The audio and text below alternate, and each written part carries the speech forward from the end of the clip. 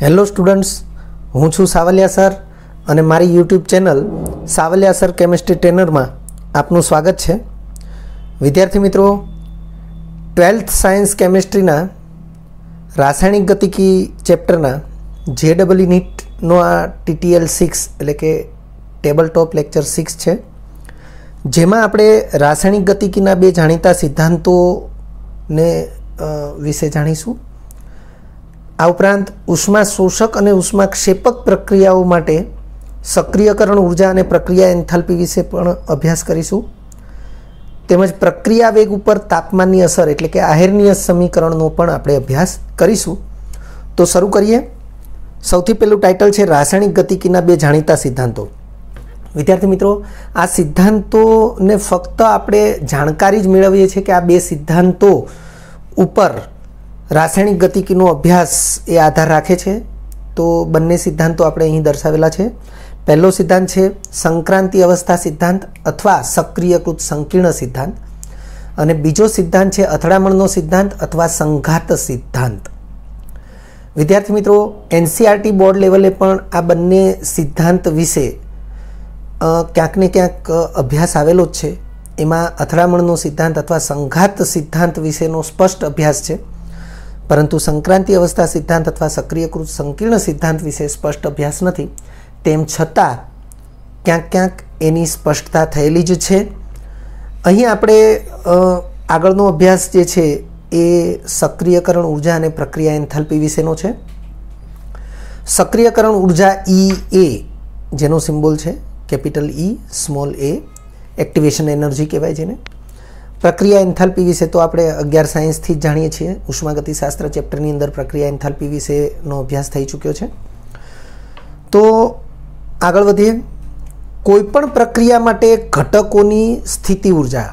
વિદ્યાર્થી મિત્રો, કોઈપણ રાસાયણિક પ્રક્રિયા માટે ઘટકો, તો ઘટકો તરીકે હંમેશા બે ઘટકો હોય જ છે, પ્રક્રિયકો અને નિપજો।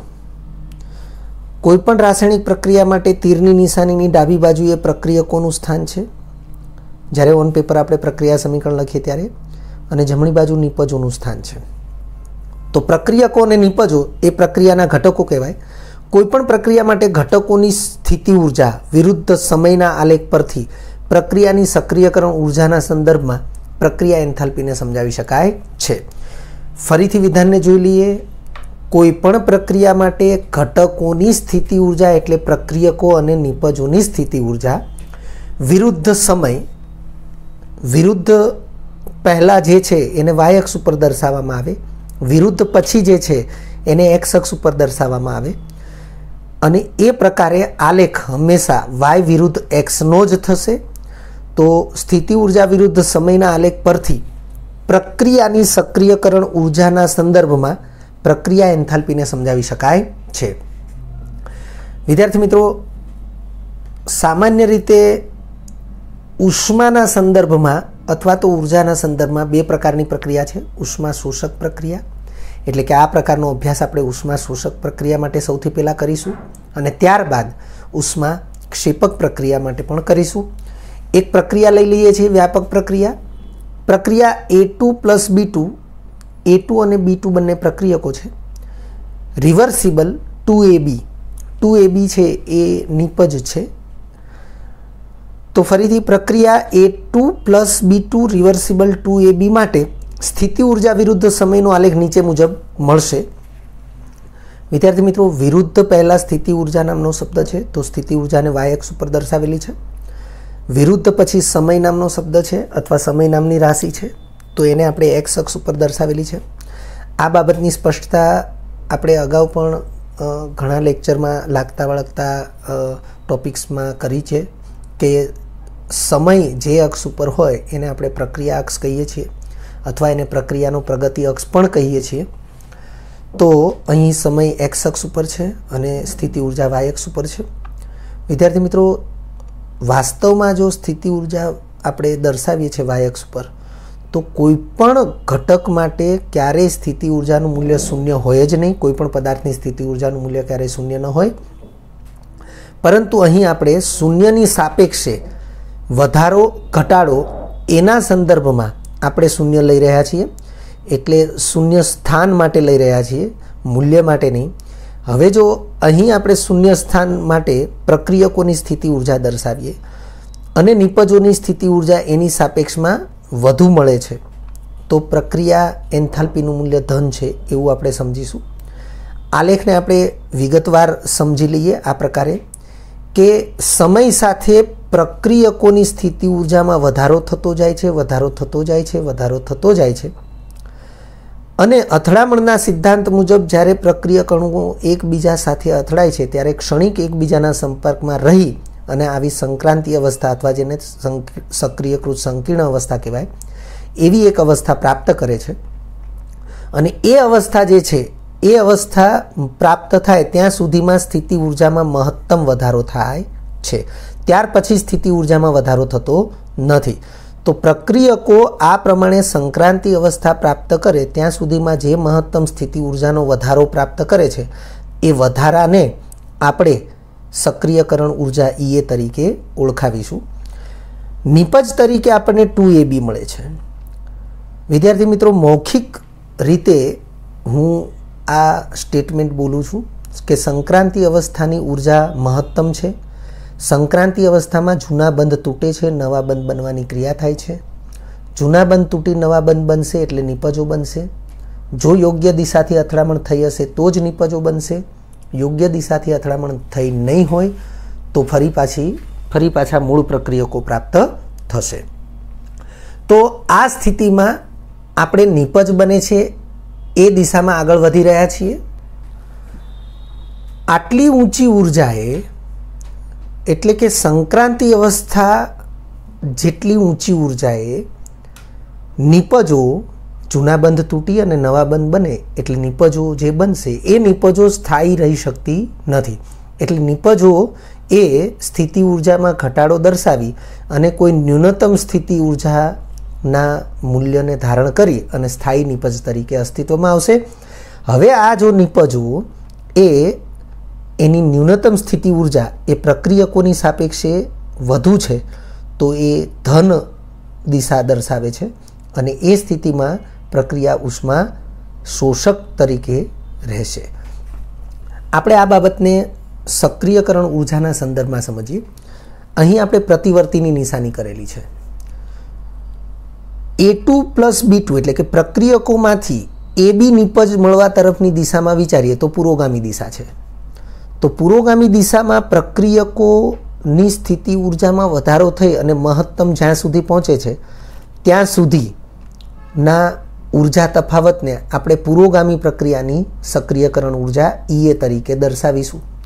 એ જ રીતે નિપજો AB એમાંથી પ્રતિગામી દિશામાં પ્રક્રિયા થાય છે એવું વિચારીએ તો નિપજોની સ્થિતિ ઉર્જા આ લેવલની છે અને ત્યાંથી નિપજોની સંક્રાંતિ અવસ્થા પ્રાપ્ત થવા સુધીની સ્થિતિ ઉર્જામાં જે વધારો થાય છે એ EA ડેશ જેટલો છે, જેને આપણે પ્રતિગામી પ્રક્રિયાની સક્રિયકરણ ઉર્જા તરીકે ઓળખીશું. એટલે પુરોગામી પ્રક્રિયાની સક્રિયકરણ ઉર્જા EA થશે અને પ્રતિગામી પ્રક્રિયાની સક્રિયકરણ ઉર્જા EA ડેશ થશે. તો તમે જોઈ શકો છો કે ΔH નું મૂલ્ય એ EA ડેશ અને EA એ બંનેના તફાવત જેટલું છે. તો આ બાબતને આપણે અહીં સ્પષ્ટ કરી રહ્યા છીએ આ પ્રમાણે. અહીં EA એ પુરોગામી પ્રક્રિયાની સક્રિયકરણ ઉર્જા છે, EA ડેશ એ પ્રતિગામી પ્રક્રિયાની સક્રિયકરણ ઉર્જા છે. વિદ્યાર્થી મિત્રો, આપણે સંક્રાંતિ અવસ્થા સિદ્ધાંત પ્રમાણે આ અભ્યાસ કરી રહ્યા છીએ તો આપણે પુરોગામી પ્રક્રિયાની સક્રિયકરણ ઉર્જા, પ્રતિગામી પ્રક્રિયાની સક્રિયકરણ ઉર્જા EA ડેશ તરીકે આપણે એને સિમ્બોલ પણ આપ્યા. પણ સક્રિયકરણ ઉર્જાની વ્યાખ્યા જો આપણે વિચારવી હોય તો પુરોગામી પ્રક્રિયા માટે પ્રક્રિયકો A2 અને B2 છે. સંક્રાંતિ અવસ્થા આ છે. પ્રતિગામી પ્રક્રિયા માટે પ્રક્રિયકો AB છે. સંક્રાંતિ અવસ્થા તો આ જ છે. ટૂંકમાં પુરોગામી પ્રક્રિયા અને પ્રતિગામી પ્રક્રિયા બંને માટે સંક્રાંતિ અવસ્થા એક જ છે, પરંતુ પ્રક્રિયકો જુદા જુદા છે. તો સક્રિયકરણ ઉર્જાની વ્યાખ્યા આપણે બહુ જ સરળ શબ્દોમાં આ પ્રમાણે આપી શકીએ કે સંક્રાંતિ અવસ્થાની સ્થિતિ ઉર્જા અને પ્રક્રિયકોની સ્થિતિ ઉર્જાના તફાવત જેટલી ઉર્જાને પ્રક્રિયાની સક્રિયકરણ ઉર્જા કહેવાય.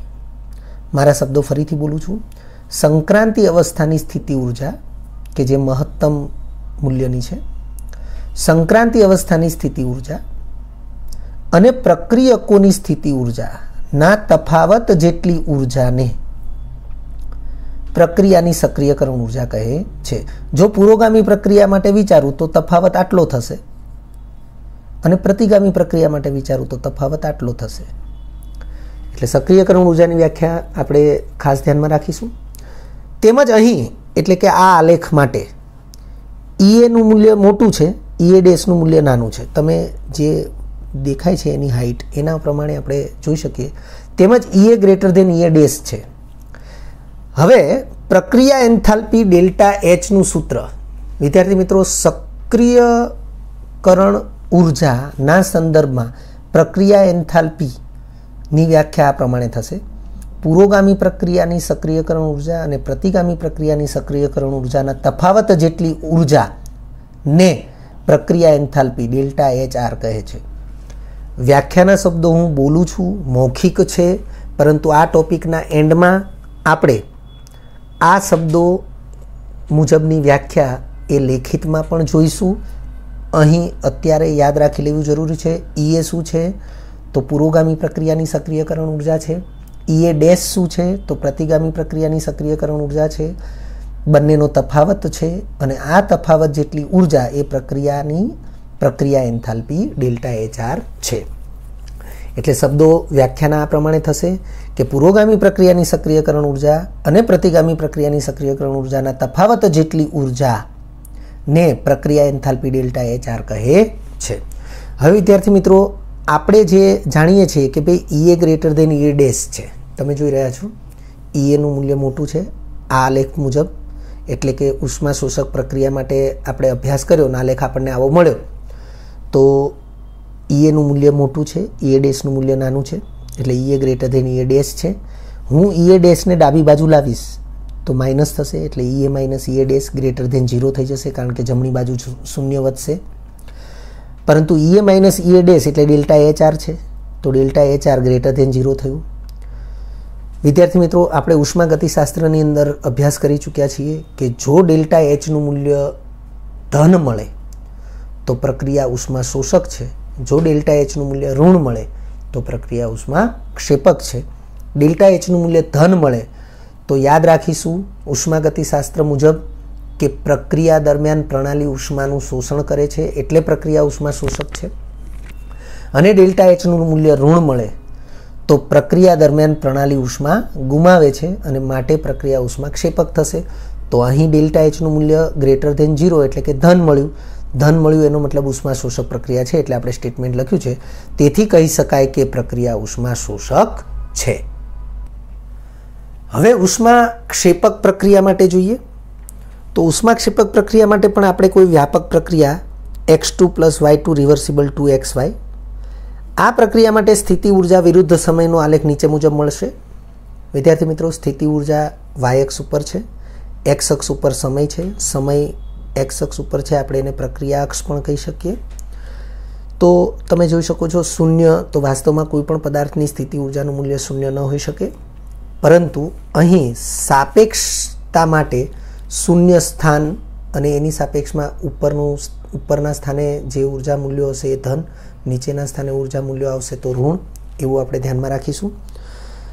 સમય સાથે પ્રક્રિયકોની સ્થિતિ ઉર્જા વધતી જાય છે, અથડામણ થાય છે, સંક્રાંતિ અવસ્થા પ્રાપ્ત થાય છે ત્યારે મહત્તમ સ્થિતિ ઉર્જા ધરાવતી સ્થિતિ પ્રાપ્ત થાય છે. પ્રક્રિયકોના જૂના બંધો તૂટે, નવા બંધો બને. નિપજો એ આટલી ઊંચી ઉર્જાએ સ્થાયી અવસ્થામાં રહી શકતી નથી. એટલે નિપજો એકબીજાથી દૂર ખસી અને ન્યૂનતમ સ્થિતિ ઉર્જા ધારણ કરી અને સ્થાયી નિપજ તરીકે અસ્તિત્વ ધરાવે છે. તો અહીં તમે જોઈ શકો છો કે નિપજની ન્યૂનતમ સ્થિતિ ઉર્જા એ પ્રક્રિયકોની જે સ્થિતિ ઉર્જા છે એની કરતાં પણ ઓછી છે. એટલે કે ઋણ અવસ્થામાં છે. એટલે અહીં આપણે 2xy ની સ્થિતિ ઉર્જા એ નીચા મૂલ્યની છે. તો ડેલ્ટા એચનું મૂલ્ય ઋણ મળે છે। અહીં પણ આપણે જોઈ શકીએ છીએ કે ઈએ છે એ પુરોગામી પ્રક્રિયાની સક્રિયકરણ ઉર્જા છે, જ્યારે ઈએ ડેશ છે એ પ્રતિગામી પ્રક્રિયાની સક્રિયકરણ ઉર્જા છે।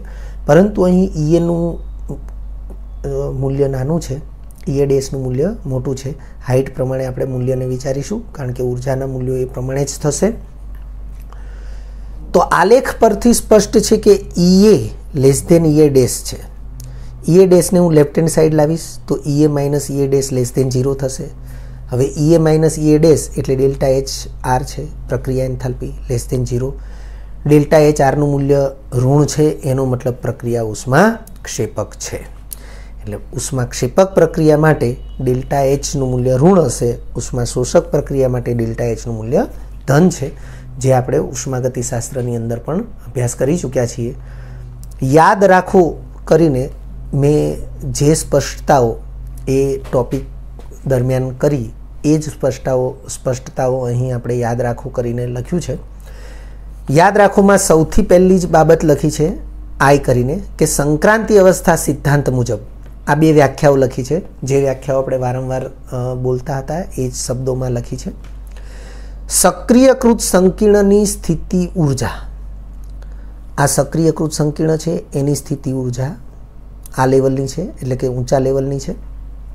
સક્રિયકૃત સંકીર્ણની સ્થિતિ ઉર્જા અને પ્રક્રિયકોની સ્થિતિ ઉર્જાના તફાવતને, પ્રક્રિયકોની સ્થિતિ ઉર્જા આ લેવલની છે, પુરોગામી પ્રક્રિયા માટે પ્રક્રિયકો આ છે, પ્રતિગામી પ્રક્રિયા માટે પ્રક્રિયકો આ છે, તો પ્રક્રિયકોની સ્થિતિ ઉર્જા આ લેવલની થશે પ્રતિગામી પ્રક્રિયા માટે, પુરોગામી પ્રક્રિયા માટે પ્રક્રિયકોની સ્થિતિ ઉર્જા આ લેવલની થશે।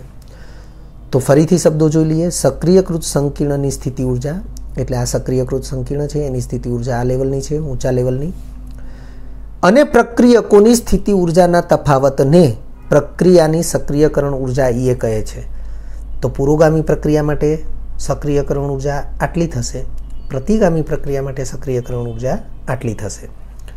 ફરીથી જોઈ લઈએ। સક્રિયકૃત સંકીર્ણની સ્થિતિ ઉર્જા અને સક્રિયકૃત સંકીર્ણની સ્થિતિ ઉર્જા અને પ્રક્રિયકોની સ્થિતિ ઉર્જાના તફાવતને પ્રક્રિયાની સક્રિયકરણ ઉર્જા એ કહે છે। એ જ પ્રમાણે પ્રક્રિયા એન્થાલ્પી કોને કહીશું? તો સંક્રાંતિ અવસ્થા સિદ્ધાંત મુજબ પુરોગામી પ્રક્રિયાની સક્રિયકરણ ઉર્જા એટલે કે ઈએ અને પ્રતિગામી પ્રક્રિયાની સક્રિયકરણ ઉર્જા એટલે કે ઈએ ડેશ ના તફાવતને પ્રક્રિયા એન્થાલ્પી ડેલ્ટા એચ આર કહે છે। આ બે વ્યાખ્યા આપણે સંક્રાંતિ અવસ્થા સિદ્ધાંત મુજબ આપેલી છે। ત્યારબાદ ડબલ આઈ કરીને લખ્યું છે ઉદ્દીપકની પ્રક્રિયા એન્થાલ્પી ઉપર અસર। વિદ્યાર્થી મિત્રો, આ બાબત એ આપણે અગાઉ પણ સ્પષ્ટ કરી ચૂક્યા છીએ અને અહીં પણ આપણે એને સ્પષ્ટ કરીએ છીએ। આ જ ચેપ્ટરની અંદર અગાઉ સ્પષ્ટતા થયેલી છે, પૃષ્ઠ રસાયણ ચેપ્ટરમાં પણ આની સ્પષ્ટતા થયેલી છે। ઉદ્દીપકની પ્રક્રિયા એન્થાલ્પી ઉપર અસર, તો ઉદ્દીપક વડે પુરોગામી પ્રક્રિયાની સક્રિયકરણ ઉર્જા ઈએ અને પ્રતિગામી પ્રક્રિયાની સક્રિયકરણ ઉર્જા ઈએ ડેશ માં સમાન ઘટાડો થાય છે। ધારો કે ઉદ્દીપક વાપરીએ છીએ તો આ આલેખ એ અહીંથી આ પ્રમાણે મળશે, એટલે કે ઈએમાં આટલો ઘટાડો વિચારીએ સપોઝ આટલો, તો ઈએ ડેશમાં પણ એટલો જ ઘટાડો થશે। તો ઈએ માઇનસ ઈએ ડેશ જે તફાવત છે એમાં કોઈ બદલાવ આવશે નહીં, એટલે લખીએ છીએ ઉદ્દીપક વડે પુરોગામી પ્રક્રિયાની સક્રિયકરણ ઉર્જા ઈએ અને પ્રતિગામી પ્રક્રિયાની સક્રિયકરણ ઉર્જા ઈએ ડેશ બંનેમાં સમાન ઘટાડો થાય છે। એટલે કે ઉદ્દીપક વડે ઈએ અને ઈએ ડેશના મૂલ્યમાં સમાન ઘટાડો થતો હોવાથી તેઓના તફાવત એટલે કે ઈએ માઇનસ ઈએ ડેશનું મૂલ્ય એટલે કે પ્રક્રિયા એન્થાલ્પી ડેલ્ટા એચ આરનું મૂલ્ય બદલાતું નથી। આમ ઉદ્દીપકના ઉપયોગથી પ્રક્રિયા એન્થાલ્પી ડેલ્ટા એચ આરના મૂલ્યમાં કોઈ બદલાવ લાવી શકાતો નથી। ઉદ્દીપકના ઉપયોગથી ફક્ત ને ફક્ત પ્રક્રિયાની ઝડપ વધે છે, પ્રક્રિયા ઓછા સમયમાં સંતુલન પ્રાપ્ત કરે અથવા ઓછા સમયમાં પૂર્ણ થાય છે। ઉદ્દીપકનો ફક્ત એ જ ઉપયોગ છે, બાકી ઉદ્દીપકથી પ્રક્રિયા એન્થાલ્પીના મૂલ્યમાં કોઈ બદલાવ લાવી શકાતો નથી। એ સિવાય ઉદ્દીપકથી સંતુલન સમયે નિપજોની सांद्रतामां कोई वधारो लावी शकातो नथी। आ बधी बाबतोथी आपणे परिचित छीए। त्यार पछीनो टॉपिक छे प्रक्रिया वेग पर तापमाननी असर, जेने आपणे आयर्नियस समीकरण पण कहीशुं। विद्यार्थी मित्रों, आम तो एनसीईआरटी बोर्ड लेवले पण आ टॉपिकनो उल्लेख छे अने बोर्डनी एक्जाममां पण पूछी शकाय एवो एक अगत्यनो प्रश्न कही शकाय। परंतु जेडबलई नीट लेवले पूछाता एमसीक्यू माटे पण ए अगत्यनो एटलो ज छे। तो सौथी पहेलुं एक समीकरण आपणे बतावेलुं छे k = a × e upon RT। विद्यार्थी मित्रों, आपणे समीकरण सीधું જ અહીંયા લઈ લીધેલું છે। अन्य चर्चाओ जे छे एमां टेक्निकली आपणे मौखिक एक आवी चर्चा करीए छीए के मोटा भागनी प्रक्रियाओ, आयर्नियस नामना वैज्ञानिके आवो अभ्यास करेलो के मोटा भागनी प्रक्रियाओमां तापमानना વધારા સાથે प्रक्रिया वेग વધે છે। હવે મોટા ભાગની પ્રક્રિયાઓ માટે આયર્નિયસ નામના વૈજ્ઞાનિકે આ બાબતનો અભ્યાસ કર્યો।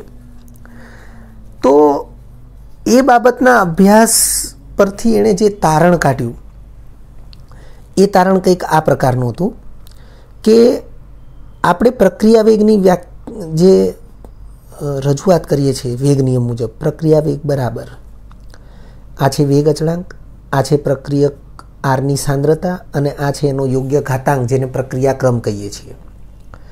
તો આયર્નિયસે આ બાબતોને તપાસી કે જો તાપમાનના વધારાથી પ્રક્રિયા વેગ વધે છે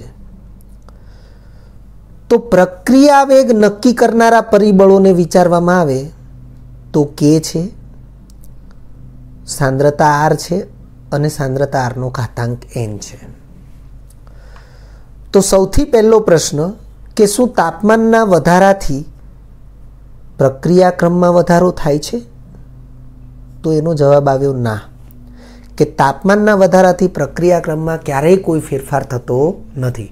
વિદ્યાર્થી મિત્રો, આ બાબતને ખાસ ધ્યાનમાં રાખજો કે સાંદ્રતા બદલાવા છતાં, તાપમાન બદલાવા છતાં કે પરિબળો બદલાવા છતાં કોઈ એક પ્રક્રિયામાં કોઈ એક પ્રક્રિયકને અનુરૂપ પ્રક્રિયાક્રમનું મૂલ્ય એ બદલાતું નથી। બીજો પ્રશ્ન, તો શું તાપમાનના વધારાથી પ્રક્રિયકની સાંદ્રતામાં વધારો થાય છે? તો એનો જવાબ પણ આવ્યો ના, કે તાપમાન વધારી દેવાથી ક્યારેય કોઈ પણ પ્રક્રિયકની સાંદ્રતામાં વધારો થઈ જાય એવું બનતું નથી। અને તેમ છતાં જો તાપમાનના વધારાથી પ્રક્રિયા વેગ વધતો હોય તો એનું કારણ ફક્ત ને ફક્ત એક જ ઘટક બાકી રહે છે અને એ છે વેગ અચળાંક। અર્થ કે તાપમાનના વધારાથી પ્રક્રિયા વેગ વધે છે એનું કારણ એક જ છે અને એ છે તાપમાનના વધવાથી વેગ અચળાંક વધે છે। આ જે તથ્ય છે એ તથ્યના આધારે આયર્નિયસ નામના વૈજ્ઞાનિકે જે પણ પ્રયોગો કર્યા અને તે પ્રયોગોના જે પ્રાયોગિક પરિણામો મળ્યા એના આધારે જે તારણ સ્વરૂપ સમીકરણ મળ્યું એ સમીકરણ આપણે ડાયરેક્ટ અહીંયા દર્શાવેલું છે આપણા અભ્યાસમાં આ પ્રમાણે જ છે કે એ પ્રક્રિયાનો વેગ અચળાંક છે, એ આયર્નિયસ અચળાંક છે, માઇનસ ઘાતાંક છે, એ સક્રિયકરણ ઉર્જા છે, ટી એ નિરપેક્ષ તાપમાન અથવા એને કેલ્વિન તાપમાન પણ કહેવાય છે, આર વાયુ અચળાંક છે। વિદ્યાર્થી મિત્રો, જેમ 10નો ઘાતાંક હોય છે એમ ઈનો ઘાતાંક હોય છે। તો આપણે સામાન્ય રીતે 10ના ઘાતાંકથી પરિચિત છીએ। મેથ્સની અંદર ઈનો ઘાતાંક, જેને ઘાતાંકીય પદ્ધતિમાં આપણે સમાવેશ કરેલો છે, તો ઈનો ઘાતાંક છે। તો આગળ વધીએ। એક નોંધ જે એનસીઈઆરટી પાઠ્યપુસ્તકમાં પણ છે, અહીંયા આપણે એને ફરીથી રિપીટ કરીએ છીએ, ખૂબ જ અગત્યની નોંધ છે। આરના મૂલ્ય, આર વાયુ અચળાંક, એના મૂલ્ય जूल अथवा कैलरी अथवा किलो जूल अथवा किलो कैलरी ए जे पण एकम प्रमाणे आपणे आरना मूल्यने लईए तो ए एकम अने ए मूल्यने अनुरूप आपणने ईए एटले के सक्रियकरण ऊर्जानुं मूल्य जूल अथवा कैलरी किलो जूल अथवा किलो कैलरी एकम में मळशे।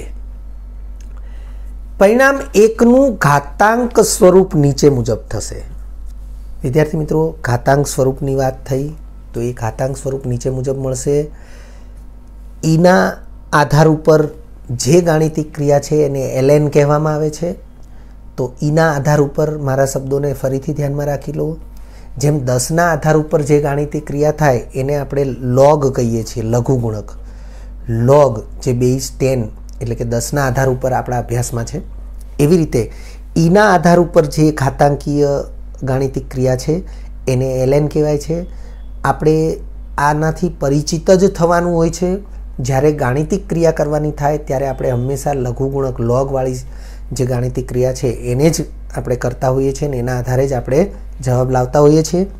તો તમે જોઈ શકો છો કે તો ln k મેં કીધું એ પ્રમાણે ईना आधार पर थती गाणितिक क्रिया है एटले ln k बेઝ ई ए रीते वंचाशे इज इक्वल टू आ ईनी minus E upon R T आ पद अने आहेरणीय सचळांक ए आ बंने एकबीजाना गुणाकारमां छे। जेम लॉगना नियम छे एना ए ज नियम प्रमाणे आ घातांकना नियम छे।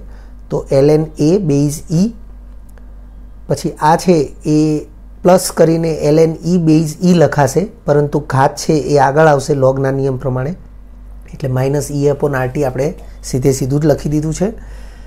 हवे विद्यार्थी मित्रों, जेम आपणे जाणीए छीए के log 10 बेઝ 10 होय तो आनो जवाब 1 छे। एम ईना आधार पर आपणे वात करीए तो ln e बेઝ ई आनो जवाब पण 1 ज थशे। तो ए ज प्रमाणे आपणे आगळ वधीए तो ln k as it is, पछी आधार ई आपणे लखता नथी। जेम के ln छे तो आधार ई ज छे अने log छे तो आधार 10 छे, ए आपणे ध्यानमां राखीए छीए। आ पदने मैं आगळ लख्युं छे एमां minus E A upon R ए अलग लख्युं, 1 अपॉन टी ए अलग लख्युं।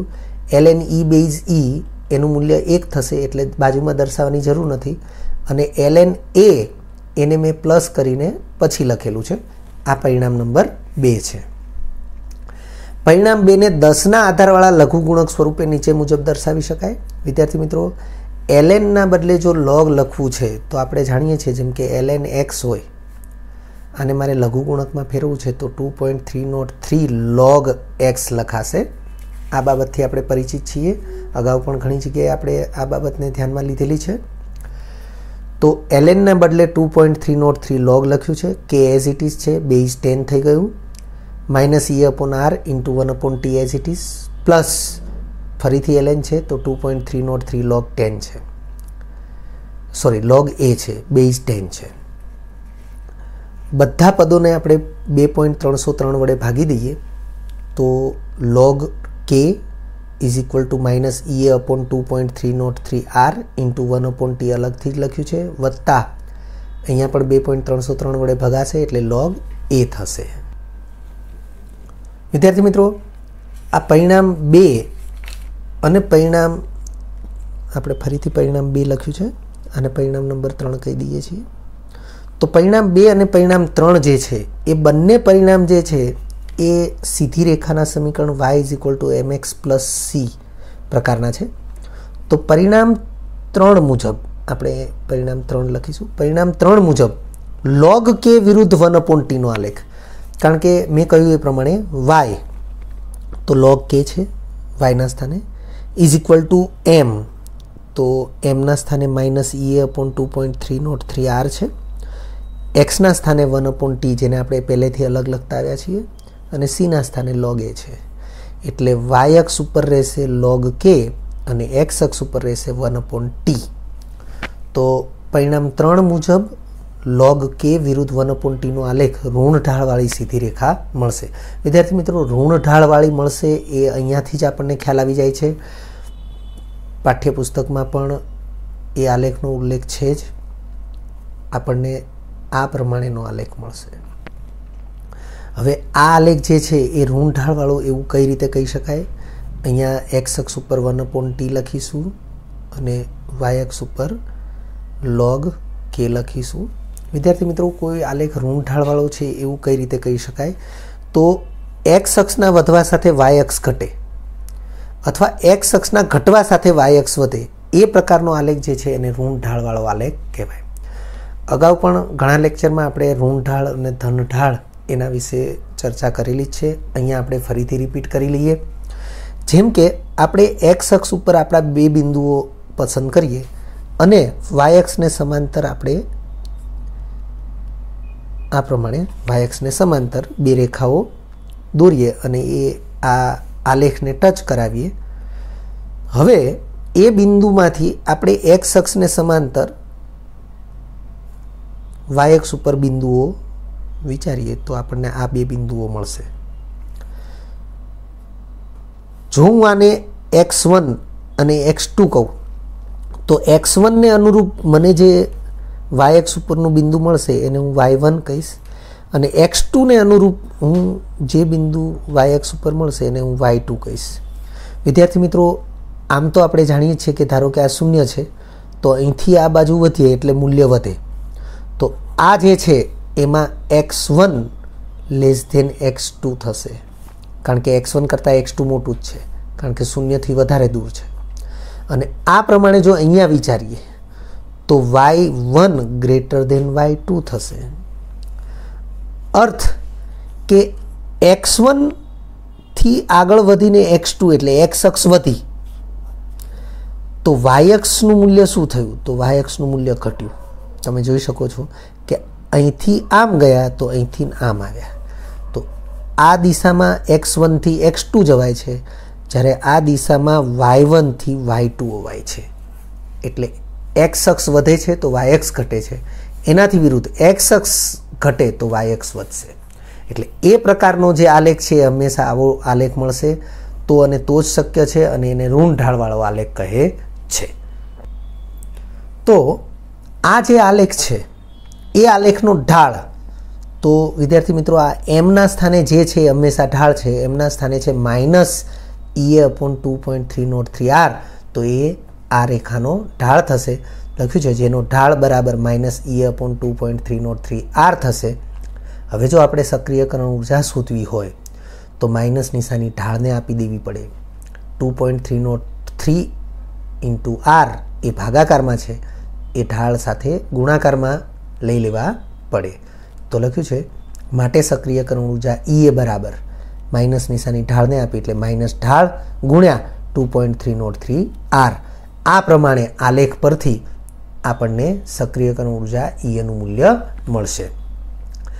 તેમજ આલેખનો વાય અક્ષ સાથેનો આંતરછેદ, તો વિદ્યાર્થી મિત્રો તમે જોઈ શકો છો કે આ આલેખ છે, આલેખ આપણને આ રીતે મળ્યો, પણ આ આલેખને સૈદ્ધાંતિક રીતે એટલે કે ફૂટપટ્ટીનો ઉપયોગ કરી અને આ રીતે વાય અક્ષ સાથે જ્યાં પણ છેદે છે એ બિંદુ જે છે એ બિંદુ આપણે નોંધીએ તો એ બિંદુ એ log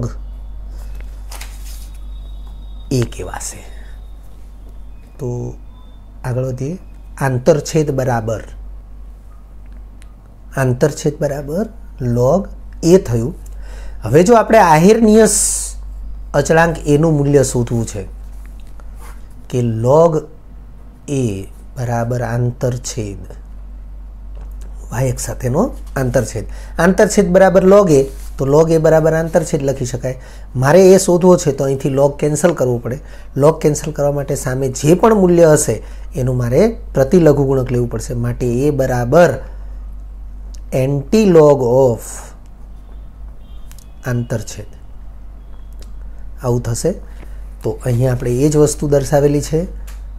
આહિર્નિય અચળાંક a બરાબર એન્ટી-log ઓફ આંતરછેદ થશે। વિદ્યાર્થી મિત્રો, આ નોંધ ખાસ અગત્યની, તાપમાનના ખૂબ થોડા ફેરફારની આહિર્નિય અચળાંક એના મૂલ્ય ઉપર નોંધનીય અસર થતી નથી। તમે તાપમાનમાં થોડો ઘણો ફેરફાર કરો તો આહિર્નિય અચળાંક એના મૂલ્ય ઉપર એની કોઈ ખાસ અસર જોવા મળતી નથી, પરંતુ સક્રિયકરણ ઉર્જાના મૂલ્ય ઉપર એની ખાસ અસર જોવા મળે છે। બીજા નંબરે મોટાભાગની પ્રક્રિયાઓમાં તાપમાનના વધારા સાથે વેગ અચળાંક વધે છે। મેં જે બાબતની સ્પષ્ટતા અગાઉ કરી કે ભાઈ આહેર્નિયસ નામના વૈજ્ઞાનિકે જોયું કે ભાઈ તાપમાન વધવાથી પ્રક્રિયા વેગમાં વધારો થાય છે, તો એ પ્રક્રિયા વેગમાં વધારો થાય છે એનું કારણ શું? તો પ્રક્રિયા વેગ નક્કી કરનારા જે પરિબળો છે, વેગ અચળાંક, પ્રક્રિયકની સાંદ્રતાનો યોગ્ય ઘાતાંક એટલે કે પ્રક્રિયાક્રમ, તો એ પૈકી તાપમાનના વધારાથી પ્રક્રિયાક્રમ કે સાંદ્રતાને કોઈ જ બદલાવ લાવી શકાતો નથી। તેમ છતાં જો પ્રક્રિયા વેગ વધતો હોય તો એનું કારણ એક જ છે કે તાપમાનના વધારાથી વેગ અચળાંક વધે છે। એટલે એ બાબત પણ આપણે અહીં નોંધમાં લખેલી છે કે મોટાભાગની પ્રક્રિયાઓમાં તાપમાનના વધારા સાથે વેગ અચળાંક વધે છે। ત્રીજા નંબરે આહેર્નિયસ સમીકરણ દર્શાવે છે કે વેગ અચળાંકનું મૂલ્ય તાપમાનના ઘાતાંકીય રીતે વધે છે। વિદ્યાર્થી મિત્રો, તમે જોઈ શકો છો કે તાપમાન ઈના ઘાતાંકમાં છે અને એ છેદમાં છે। હવે છેદમાં છે, તાપમાન વધે તો પ્રક્રિયા વેગ વધે, કારણ કે વેગ અચળાંક વધે તો તમે જોઈ શકો છો તાપમાન વધશે, પરંતુ છેદમાં છે તો ઘટવું જોઈએ, પરંતુ માઇનસ નિશાની છે એટલે શું થશે? તાપમાનના વધારા સાથે વેગ અચળાંક વધશે અને વેગ અચળાંક વધશે માટે પ્રક્રિયા વેગ પણ વધશે। વિદ્યાર્થી મિત્રો, જો તમને આ વિડીયો લેક્ચર ગમ્યો હોય તો લાઇક આપજો, શેર કરજો અને સબસ્ક્રાઈબ પણ કરજો। અગાઉના લેક્ચરનું રિવિઝન અને પાઠ્યપુસ્તકનું વાંચન કરતા રહેજો। આ લેક્ચર અંગે કોઈ પણ ડિફિકલ્ટી હોય તો મને વોટ્સઅપ કરી શકાય। આભાર। ફરી મળીશું નવા વિડીયો લેક્ચરમાં।